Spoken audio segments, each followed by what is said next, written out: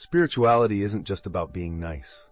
Professor Keys Wan explains that it's about reconnecting with our original human nature, seen as God's image. This journey of reformation follows specific models in different religions. These models, like the Torah, Christ, Buddha, or Muhammad, guide individuals on their spiritual paths. We often try to embody the virtues of these holy figures, especially goodness.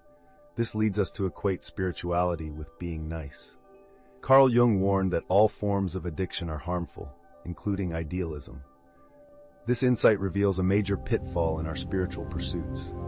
We risk becoming addicted to unreachable spiritual ideals. When we're addicted to being nice, we harshly judge any deviation from this ideal. We suppress our natural inclinations, hoping to achieve divine perfection. We expect love, acceptance, and improved lives with less suffering. However, this rarely happens. The reason is simple. Spirituality isn't about being nice. If you can be kind without forcing yourself, that's wonderful. Supporting yourself and others along the way is great. Being nice can be a positive aspect of your spiritual journey, but it shouldn't be the main focus. Remember, true spirituality is about much more than just being nice to others. Spirituality delves into something deeper and more profound, truth.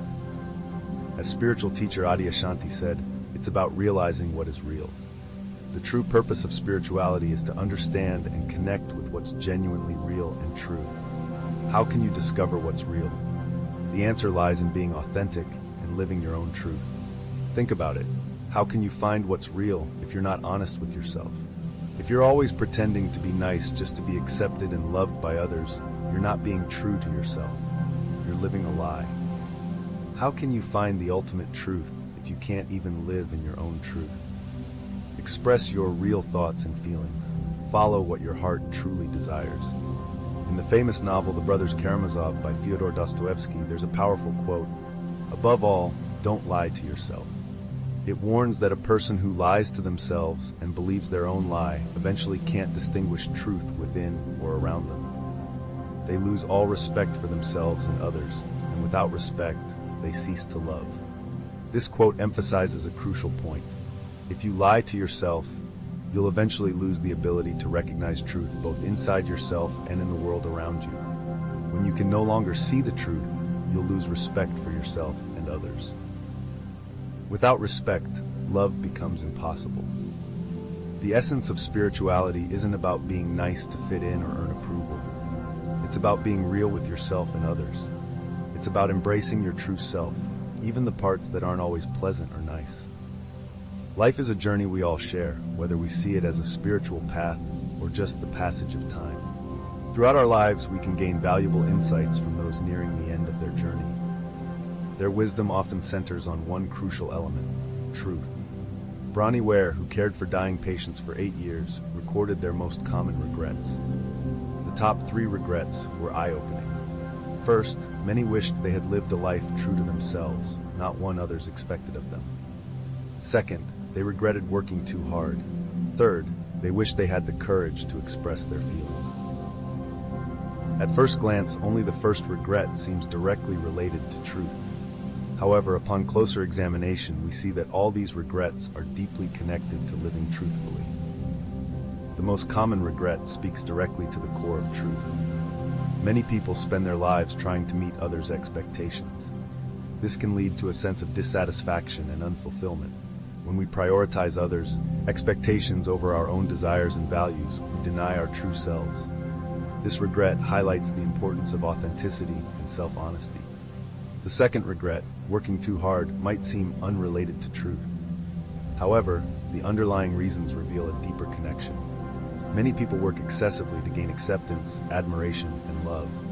Society often values hard work, and people may overwork to prove their worth. Some do it to avoid facing uncomfortable truths about their lives. If someone genuinely loves their work, this regret might not apply. The issue arises when people work hard to conform to societal expectations. It can also happen when they're avoiding deeper truths within themselves. The third regret, wishing to have had the courage to express feelings, is also closely tied to truth.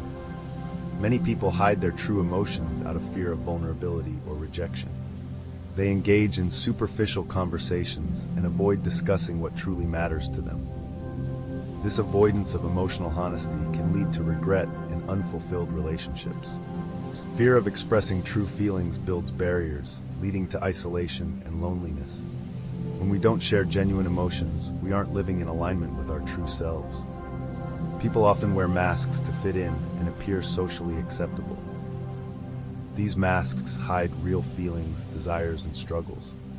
By pretending everything is fine, we miss chances to connect deeply with others and ourselves.